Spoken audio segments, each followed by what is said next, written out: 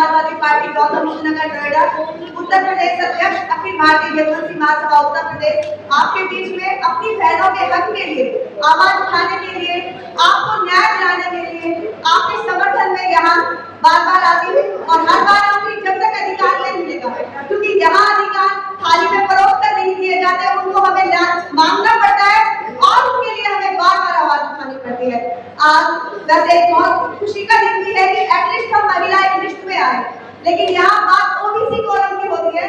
आपकी बहन भी doctor Shashi Yadav OBC column से आते हैं। मैं बताना चाहूंगी कि अनुच्छेद 15/4 में अभी भी हमारा 12 कॉलम खाली क्यों है, क्योंकि ये लोग हमारी भागीदारी और हिस्सेदारी को देखकर घबराए हुए हैं और उसकी क्लियरता, उसकी पारदर्शिता अभी भी नहीं हो रही है। तो मैं सरकार को ये चेतावनी देती हूँ इस मंच के जरिए कि हम अपने अधिकार के लिए उस आखिरी सांस तक लड़ेंगे जब तक हमें हमारा अधिकार नहीं मिलेगा। और वो हमारा मूल अधिकार है और संवैधानिक अधिकार के अकॉर्डिंग हर जाति, हर वर्ग की गिनती कॉलम में होनी चाहिए और वो सामाजिक न्याय है। उसी से संपूर्ण न्याय मिलेगा, उसी से महिलाओं को महिला आरक्षण में भी हक मिलेगी और ओबीसी कॉलम में ओबीसी जो हमारा अधिकार है, जो हमारा समानता का अधिकार है, हमारा एकता का अधिकार है, हमारा राजनीतिक अधिकार है, हमारा साथ चलने का अधिकार है, हमारा अपनी आवाज उठाने का अधिकार है, हमारे हक को दिलाने का अधिकार है, माता बहनों को बराबर में लाने का अधिकार है। डॉक्टर भीमराव अम्बेडकर के संविधान के अकॉर्डिंग जो उन्होंने हमें साथ में चलना और ऊपर खड़े होकर और उसने बोलना सिखाया है, वो अधिकार है। तो वो ओबीसी कॉलम आज भी खाली क्यों है, उसका अभी तक समाधान क्यों नहीं? ये सरकार बहुत घबराई हुई और डरी हुई है, इसीलिए बार बार जाति जनगणना को पीछे लेकर जाना चाहती है। मैं आपको बताना चाहूंगी कि महिलाओं के लिए इस गीतों में बहुत ही एक अच्छी पहल हुई कि हमारा 33% आरक्षण आज पास हो रहा है, संसद में भी उसकी बहुत जोर-शोर से आवाज उठाई जा रही है। लेकिन मैं उसमें भी कहीं ना कहीं हमको धोखे में न रख दिया जाए, कहीं ना कहीं हम गांव शहर और गली से आने वाली खेतों में काम करने वाली महिलाओं को फिर पीछे न रख दिया जाए। कहीं ग्राम पंचायत और जो कर्मठ महिला है, ओबीसी की महिला है और अन्य वर्ग की महिला है, अल्पसंख्यक महिला है, उनकी भागीदारी उसमें कितनी है ये देखना भी बहुत जरूरी है, क्योंकि कहीं ना कहीं ऐसा ना हो कि ये आरक्षण किताबों में रह जाए या कागजों में रह जाए। ये डॉक्यूमेंटल नहीं रहना चाहिए, जमीनी स्तर पे आना चाहिए, पारदर्शी तरीके से आना चाहिए और माता बहन का इसमें इक्वल अधिकार होना चाहिए। हर बहन को बराबरी का अधिकार मिलना चाहिए, चाहे वो खेतों में काम करती हो, चाहे ग्राम पंचायत में काम करती हो, चाहे हाईवेज सोसाइटी की बड़ी मेंबर हो, चाहे पार्लियामेंट में बैठने वाली, संसद तक जाने का पूर्ण अधिकार है। ये हमारा संविधान हमें सिखाता है। ओबीसी की बहन हूँ, आपके बीच में हूँ और आपके हक और अधिकार के लिए लड़ाई बराबर लड़ेंगे सरकार से। ये जो आज महिला आरक्षण पे हमें बहुत हर्षोल्लास हो रहा है, लेकिन इसमें भी मैं पारदर्शिता चाहती हूँ, इसमें भी मैं चाहती हूँ कि एक बहन को उसका अधिकार मिले, हर बहन को बराबर में खड़े होने का अधिकार मिले, क्योंकि कई बार सरकार के आंकड़े फेल हुए और इस बार भी फिर से ना फेल हो जाए। इसीलिए हम लोग मिलकर एकजुट होकर एक ताकत बनकर हमेशा जाति जनगणना को कराने के लिए अपना काम करते रहेंगे।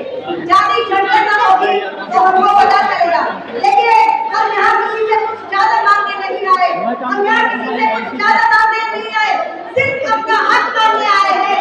हम सिर्फ ये बताना चाहते हैं कि हम किसी और का हक लेने नहीं आए, सिर्फ अपने हक के लिए आवाज उठाने आए और अपने हक की आवाज को हम पूरे हिंदुस्तान में पहुंचाने का काम करेंगे। और मैं अपनी माता बहनों के लिए, सारा अधिकार के लिए, उनको शिक्षा का अधिकार, उनको चुनाव में बराबरी का भागीदारी का अधिकार, इलेक्शन लड़ने का अधिकार, सरकार चलाने का अधिकार तक भी सब महिलाओं को इक्वली मिलना चाहिए। ये सरकार से मैं अपील करती हूँ कि इसमें पूरी पारदर्शिता के साथ में और पिछड़े वर्ग की महिलाओं को इस बराबर का अधिकार दें। अगर आज ओबीसी कॉलम अनुच्छेद 15/4 के अंदर अभी भी 12वां कॉलम खाली है, तो कहीं ना कहीं धोखा है हम लोगों के साथ, कहीं ना कहीं अभी भी हमको भुगतान किया जा रहा है और इसके लिए हमारी पार्टी भी बार बार आवाज उठा रही है। माननीय मुलायम सिंह यादव जी आप सबको याद होंगे, वो हमेशा बहनों के लिए वो कहते थे कि अगर बहन मंच पे नहीं है तो मंच की शोभा अधूरी है, अगर हमारी माताएं साथ में नहीं है तो कहीं ना कहीं कुछ छूट रहा है। वो हमेशा हर दलित शोषित वर्ग पीड़ित के लिए आवाज उठाते थे और पीड़ित को साथ लेकर चलने का काम करते थे। तो मैं उन्हीं के आदर्श और स्कूलों पर चलकर ये आवाज देश के कोने कोने में अपनी माताओं बहनों के लिए उठाना चाहूंगी। और ये हक और अधिकार की लड़ाई है और मेरी और आप सबकी लड़ाई है, इसके लिए हमें लड़ना होगा। शिक्षा का मूल अधिकार पहले तो बहनों के लिए एक सत्ता होती है, उसको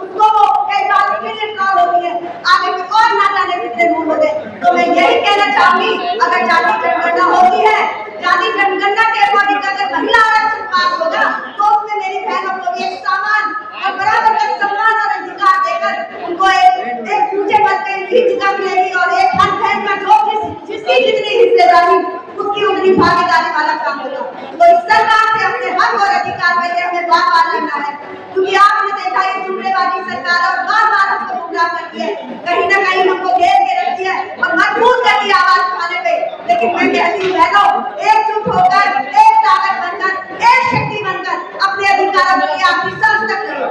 आने वाली पीढ़ियों को तो सुरक्षित करेंगे हम लोग। अगर आज हमें हक नहीं मिला, कल तो हमें हक मिलेगा। तो इसीलिए कंटिन्यू लड़ाई हमारी जारी रहेगी और जाति जनगणना के लिए हम बार-बार आवाज उठाएंगे, क्योंकि हम ओबीसी वाले हैं। ये जग इतना चाहे हम लोग, क्योंकि नहीं तो हमारे भाइयों के लिए नौकरी है, नहीं तो हमारे लिए कोई भी यहाँ पे सुविधा है। और हर चीज के लिए किसान भाई लाइन में लगे, खाद के लिए, यूरिया के लिए, और ना जाने देश किस कोण में कहाँ पहुंच गया है। तो अभी भी हमें जानना होगा और इस धोनी और पाखंडी सरकार को उठाने का काम करना होगा, एकजुट और एक ताकत। तो अपने हक और अधिकार की लड़ाई के लिए हमें लड़ना है, बार-बार आवाज उठाइए और नारी को ताकत है जो पूरा हिंदुस्तान देखेगा। आज आप लोगों का 33% आरक्षण पूरी पारदर्शी तरीके से पारित होना चाहिए। संसद से इसके लिए बार-बार आवाज उठाइए। हमारी योग्यता के खेतों में काम करने वाली बहनों को अगर आज भी पीछे रख दिया तो वो हमेशा के लिए दब जाएगा। कहीं ना कहीं फिर हमसे कुछ ना कुछ होगा और ऊपर चढ़ेंगे और ऊपर आने वाले लोगों को फिर और आगे बढ़ा दिया जाएगा। तो हम यहाँ किसी का हक लेने नहीं आए, हम यहाँ किसी को पीछे छोड़ने नहीं आए। मैं कहती हूँ सबको आगे बढ़ना है, लेकिन सबको साथ लेकर आगे। किसी का हक न छीने और किसी का हक न मारा जाए। इस सरकार से हमें सवाल पूछना है अपने हक और इंसाफ की लड़ाई के लिए, अपने अधिकारों की लड़ाई के लिए, महिला सुरक्षा के लिए, महिला शिक्षा के लिए, महिला कानून के लिए, जितने भी कानून है उन सबको पास कराने के लिए हम लड़ते रहेंगे बार-बार और एकजुट होकर एक साथ हम आगे आएंगे। मैं आप सबको एक बार फिर से अपने इस मंच के जरिए यही बताना चाहूंगी कि ये जाति जनगणना आज की लड़ाई नहीं है। इस देश में हर चीज का डाटा है, तो ओबीसी का डाटा अभी क्यों नहीं, एसटी और का डाटा क्यों नहीं इन लोगों के पास है। लेकिन इनको पता है कि आपकी तादाद उनसे ज्यादा है और आपकी तादाद अगर उनसे ज्यादा है तो कुछ 10 लोग 90% लोगों पर राज कर रहे हैं और उनको डर है अगर 90% हमसे ऊपर आए तो हम कहीं के नहीं बचेंगे। इसीलिए आपको बार-बार किसी न किसी चीज में उलझाकर पीछे रख दिया जाता है। तो अपने हक और अधिकार के लिए लड़ो और मैं कहती हूँ पढ़ो, शिक्षित बनो और कानून को समझो, संविधान को समझो। और जो शिक्षा वो ट्रेनिंग का टूल है, जो इसको पिएगा वो दबाएगा और अपने हक और अधिकार के लिए बार-बार आवाज उठाएगा।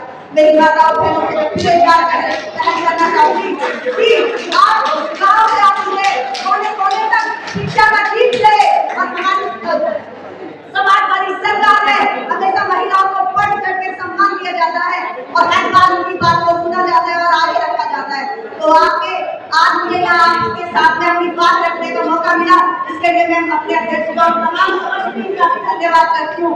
और मैं बताना चाहूंगी आरक्षण तो पास हुआ है, लेकिन इसमें हमारी कितनी हिस्सेदारी निकल के आएगी इसका भी हमें इंतजार करना होगा। और जब तक हमारा हिस्सा हमें नहीं मिलेगा हम पीछे नहीं हटेंगे। चाहे हमें संसद भवन को घेरने का काम करना पड़े, चाहे हमें संसद को घेरने का काम करना पड़े, हम पीछे नहीं हटेंगे।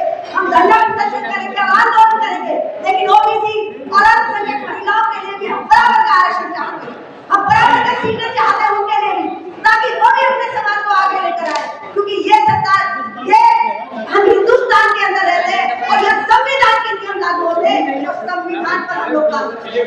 तो संविधान ने हमें स्वावलंबन में लाने का काम किया है और इसी से जो आरक्षण आज हम लोगों के पास बोले जा रहा है संसद में, जिसमें लड़ाई चल रही है, बस हमें देखना है कि उसके लिए हमारी कितनी हिस्सेदारी।